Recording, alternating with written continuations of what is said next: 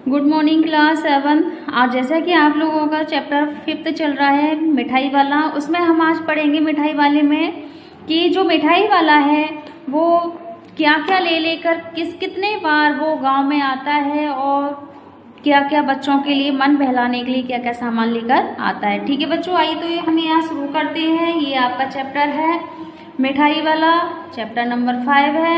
इसमें आपको वीडियोज में भी दिख रहा होगा आपको कि जो ये मिठाई वाला है पहले ये मिठाई लेके आता था, फिर उसके बाद खिलौने लेके आता है। तो हम यहाँ पर इसको पढ़ेंगे, उसके बाद हम इसकी समरी भी समझेंगे। ठीक है बच्चों, बहुत ही मीठे स्वरों के साथ वह गलियों में घूमता हुआ कहता, बच्चों को बहलाने वाला खिलौने वाला।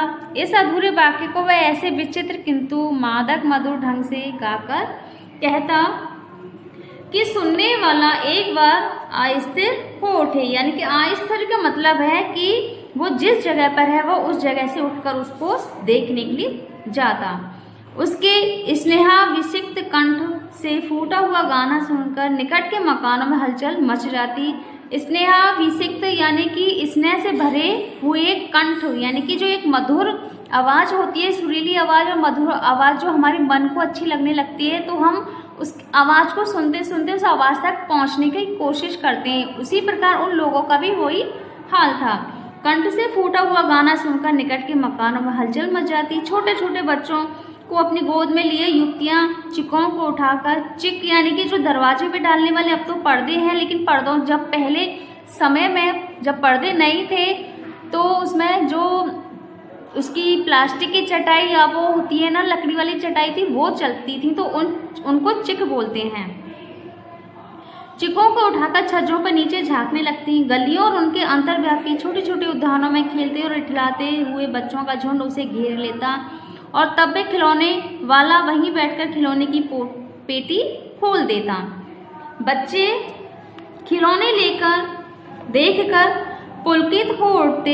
वे पैसे लाकर खिलौने का मूलभाव करने लगते। पूछते, इसका दाम क्या है। जो बच्चे छोटे होते हैं तो उनकी बोली भी कुछ इस तरह की होती है कि इसका दाम क्या है। ऑल इचका, यानी कि जो छोटे छोटे बच्चे हैं वो इसी तरह से बोलते हैं ऑल इचका।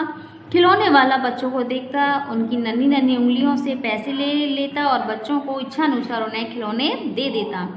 खिलौने लेकर फिर बच्चे उछलने कूदने लगते और तब फिर खिलौने वाला उसी प्रकार गाकर कहता, बच्चों को बहलाने वाला खिलौने वाला। सागर की हिलोरों की भांति उसका यह मादक गान गली भर के मकानों में इस ओर से उस ओर तक लहराता हुआ पहुंचता और खिलौने वाले आगे बढ़ जाता। राय विजय बहादुर के बच्चे भी एक दिन खिलौने लेकर घर आए। वे 2 बच्चे थे, चुन्नू और मुन्नू। चुन्नू जब खिलौने ले आया तो बोला, मेरा घोड़ा कैसा सुंदर है, यानी कि मेरा घोड़ा कैसा सुंदर है।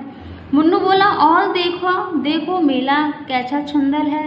सुंदर का मतलब यहाँ है सुंदर। बच्चे जब अपनी तोतली आवाज में बात करते हैं तो वो इसी तरह से करते हैं। दोनों अपने हाथी घोड़े लेकर घर भर में उछलने लगे। इन बच्चों की माँ रोहिणी कुछ देर तक खड़े खड़े उनका खेल निरखती रही। अंत में दोनों बच्चों को बुलाकर उसने पूछा, अरे ओ चुन्नू मुन्नू, ये खिलौने तुमने कितने में लिए हैं। मुन्नू बोला, 2 पैसे में। खिलौने वाला दे गया। रोहिणी सोचने लगी, इतने सस्ते कैसे दे गया, यह तो वही जाने, लेकिन दे तो गया ही, इतना तो निश्चय है। एक जरा सी बार ठहरी रोहिणी अपने काम में लग गई। फिर कभी उसे उस पर विचार करने की आवश्यकता भी भला क्यों पड़ती, क्योंकि जो खिलौने वाला था वो चुन्नू मुन्नू में अपने बच्चों को निहारता था। हम लोग आगे इस चैप्टर में पढ़ेंगे कि जो खिलौने वाला था वो खिलौने बेचने के लिए क्यों आता था, बच्चों में क्यों अपने पास बुलाता, उनको बहुत सस्ते में वो सामान बेचता था। 6 महीने बाद, अब ये हमारा दूसरा है पार्ट। नगर भर में 2-4 दिनों से एक मुरली वाले के आने का समाचार फैल गया।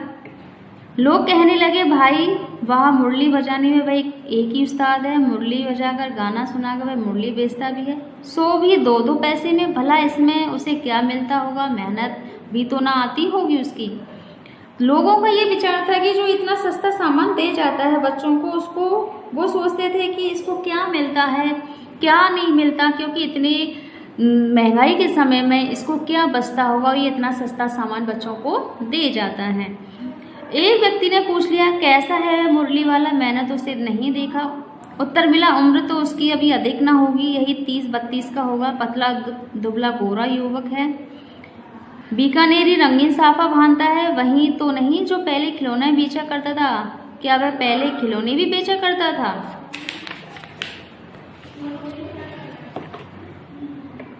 हाँ, जो आकार प्रकार तुमने बतलाया उसी प्रकार का वह भी था, तो वही होगा। पर भाई है वह एक उस्ताद। प्रतिदिन इस प्रकार उस मुरली वाले की चर्चा होती। प्रतिदिन नगर की प्रत्येक गली में उसका मादक मृदुल स्वर सुनाई पड़ता। बच्चों को बहलाने वाला मुरलिया वाला आ गया। इस तरह से वो बच्चों के मन को बहलाता और कहता। रोहिणी ने भी मुरली वाले का यह स्वर सुना। तुरंत ही उसे खिलौने वाले का स्मरण हो आया। उसने मन ही मन कहा, खिलौने वाला भी इसी तरह से गाना गा गा कर खिलौने बेचा करता था। अब सभी के मन में इस तरह का ये विचार था कि कहीं ये वो खिलौने वाला ही तो नहीं है जो अब ये मुरली बेच रहा है। उसकी आवाज़ भी इतनी सुंदर और मृदुल थी, मन को मोहने वाली थी। इसकी भी आवाज़ उसी प्रकार है।